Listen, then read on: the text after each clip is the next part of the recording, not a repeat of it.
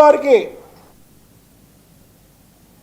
APIIC డైరెక్టర్గా నియమితులైన కనికళ్ల చిరంజీవి తన ప్రమాణ స్వీకారోత్సవానికి ఆత్మకూరు గ్రామ పంచాయతీ నుంచి భారీ ర్యాలీగా వెళ్లారు. తనని ఏపీఐఐసీ డైరెక్టర్గా నియమించిన మంత్రి నారా లోకేష్ కు ఆయన ప్రత్యేక ధన్యవాదాలు తెలిపారు.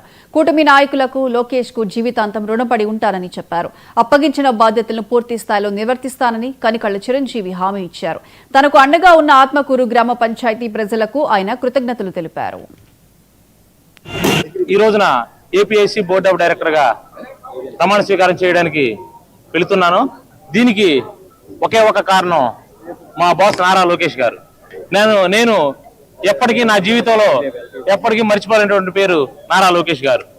నా బ్రాండ్ ఏంటంటే నారా లోకేష్. ఒక గ్రామ పార్టీ, ఇదే ఆత్మకూరు గ్రామ పార్టీ ప్రధాన కార్యదర్శి నుంచి ఈ రోజు నేను ఈ ఆంధ్ర రాష్ట్రంలో ఉన్నటువంటి ఏపీఐసీ అనే ఒక బోర్డ్ ఆఫ్ డైరెక్టర్ గా నేను ఎన్నికవడానికి ఒకే ఒక కారణం నారా లోకేష్ గారు ఈ మంగళగిరిలో రావడం.